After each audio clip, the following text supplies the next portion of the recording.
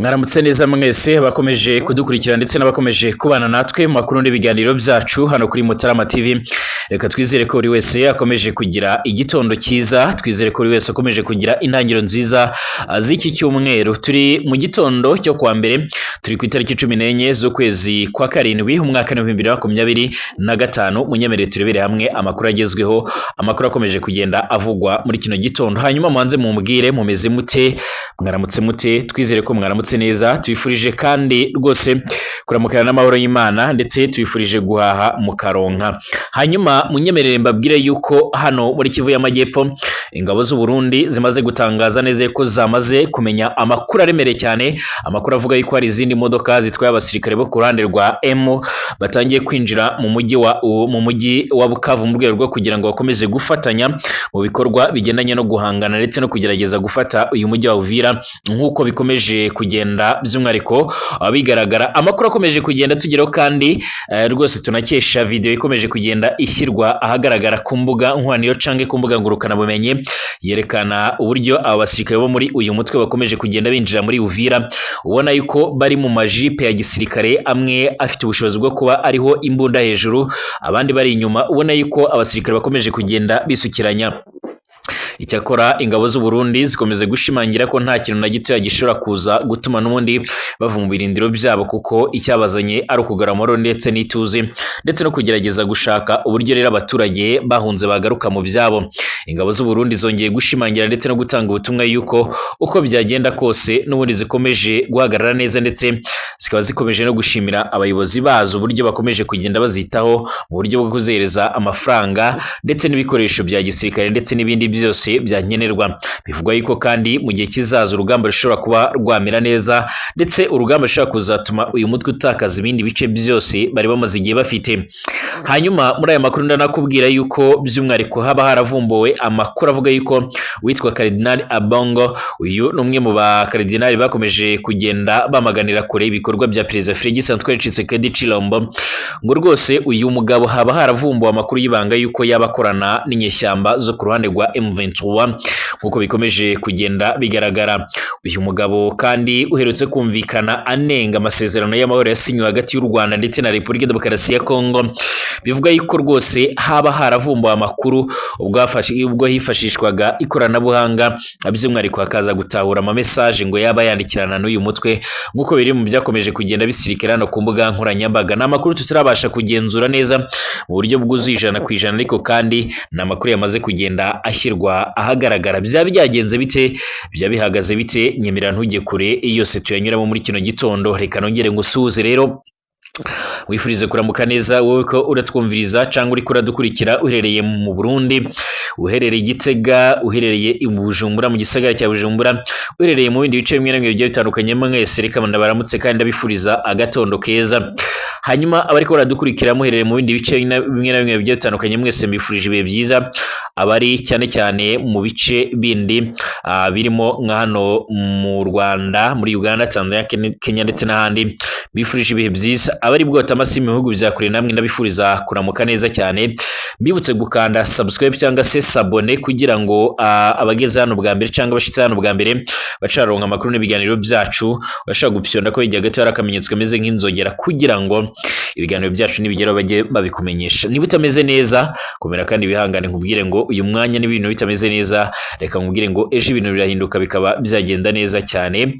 Nyemera rero n'ubundi aya makuru n'ibiganiro byacu tuyahera hano muri Kivu y'Amajyepfo, tunakomereze no mu bindi bice bimwe na bimwe bigiye bitandukanye.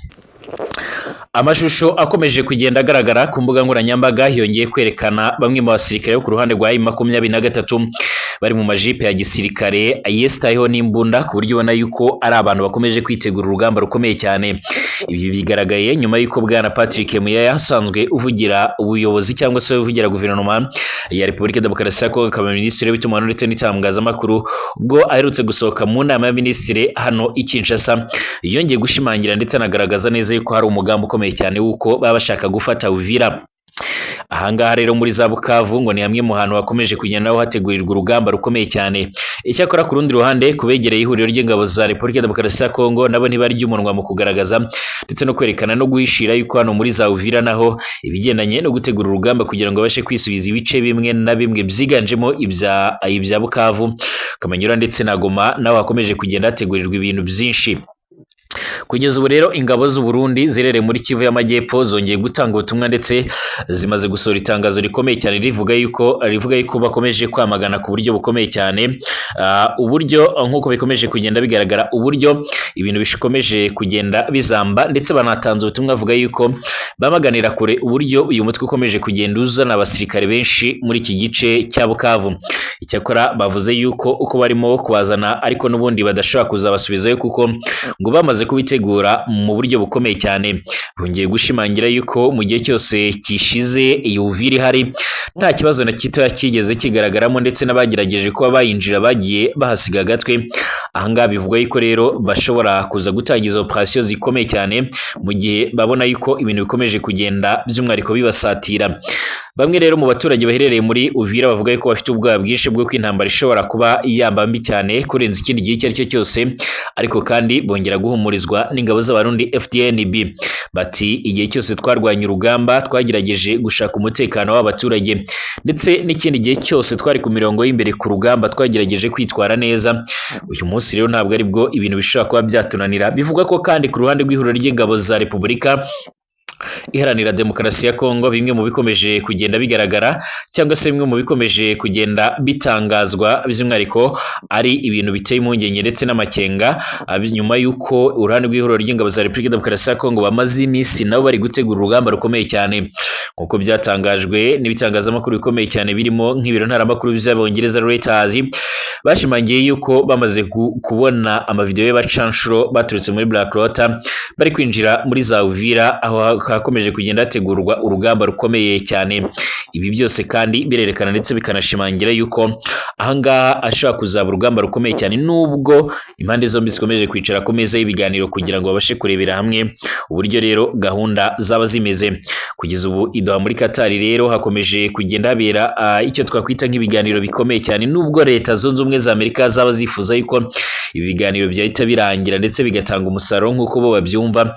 Bivugwa ko impande zombi zikomeje guterana amagambo ndetse buri ruhande rushaka kumvikanisha ibyifuzo byarwo, nyamara uruhande rundi narwo ugasanga rukomeje kuba ibamba.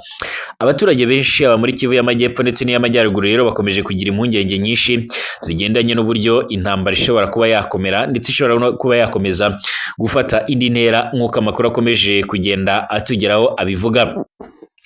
Hanyuma kugeza amagingo ayangaya rero nk'uko bikomeje kugenda bigaragara cyangwa se nk'uko bikomeje kugenda bitangazwa, nyemerera nkubwire yuko abo ku ruhande rw'ihuriro ry'ingabo za Repubulika ya Demokarasi ya Kongo bamaze gutangaza neza yuko yitwa Cardinal Abongo yaba ari umwe mu bakomeje gukorana n'uyu mutwe urusanzwe urwanya ubutegetsi bwa leta ya Kongo. Mu butumwa bamaze kugenda bashyira ahagaragara buherekejwe n'amamesaje ariko kandi tutabashije kugenzura neza nimba ari aya nyayo nk'uko bigaragara, berekana neza yuko muri telefone ye habonywemo ubutumwa yandikirana n'abayobozi b'uyu mutwe, ndetse bivugwa yuko haba harimo uburyo bwo kubashakira n'ubundi nkunga ndetse n'uburyo bwo gukomeza gukorana kugira ngo bakore ubutegetsi bwa Tshisekedi nk'uko bigaragara. Ibi rero byongeye kwamaganwa n'izi ngabo ku buryo bukomeye cyane, bavuga yuko ibi ngibi bikomeza gutya ashobora kuzatabwa n'ubundi muri yombi nk'uko bigaragara. Aya makuru agiye ahagaragara nyuma yuko ku itariki ya 11 nk'uko bigaragara z'uku kwezi kw'indwi aribwo uyu mushumba Diocese Gatolika ya Kinshasa muri Repubulika ya Demokarasi ya Kongo Cardinal Abongo yagaragaje ko nta cyizere afite cy'uko amasezerano y'amahoro RDC iheruka gusinyanya n'u Rwanda azubahirizwa. Ni mu gihe kandi ari umwe mu bantu bakomeje kugenda banenga mu buryo rwose bugaragarira buri wese ibikorwa bya leta ya Kinshasa, ariko kandi ugasanga ni n'umwe nanone ku rundi ruhande wumvikanisha neza yuko leta ya Kinshasa ikwiye kuganira n'uyu mutwe byanze bikunze. Ibyatumye leta ya Kongo nanone ibona yuko haba hari ikindi kintu cyaba kibyisha inyuma. Cardinal Ambongo rero i Roma mu Butaliyani ubwo yari mu kiganiro n'abanyamakuru ku itariki ya 27 Kabera nibwo u Rwanda na RDC byasinyanye amasezerano y'amahoro mu rwego rwo gushyira iherezo ku makimbirane ibihugu byombi bimaze imyaka ibarirwa muri 30 bifitanye. N'amasezerano yagezweho rero bigizwemo uruhare na Leta Zunze Ubumwe za Amerika ndetse na President Donald Trump yayise aya mateka yitezweho rero gushyira iherezo ku ntambara, avuga ko u Rwanda na RDC byari bimaze imyaka irenga muri za 30 yose. Cardinal Ambongo kandi ari mu bafite ijambo rikomeye cyane muri RDC, by'umwihariko yise ari amasezerano ibisubizo by'ibinyoma ku makimbirane amaze imyaka mirongo mu burasirazuba bwa Kongo. Uyu mushumba kandi yanavuze ko nta cyizere cy'uko cy'uburyo n'ubundi bwakoreshejwe by'umwihariko na Trump buzatanga umusaruro hagati y'u Rwanda ndetse na RDC, dore ko ngo yabugerageje mu kunga Ukraine ndetse n'Uburusiya by'umwihariko ntibigire icyo bitanga. Yagize ati hambere ahangaha mwakurikiye igisubizo Trump by'umwihariko ari guha Repubulika Iharanira Demokarasi ya Kongo ndetse n'u Rwanda muri Mutarama, kandi intandaro yayo ni amabuye y'agaciro. Ngewe Trump by'umwihariko w'igihangange ndaje mbunge hanyuma mu mperero amabuye y'agaciro. Trump kandi yagerageje iki gisubizo muri Ukraine by'umwihariko nticyakora gusa, iwacu muhira buri wese iyo yumvise Trump ariruka agira ubwoba. Bwana Ambongo kandi yanunzemo ko uburyo bwakoreshejwe mu gusinya ari amasezerano budakwiriye ndetse bukaba by'umwihariko bunarambiranye.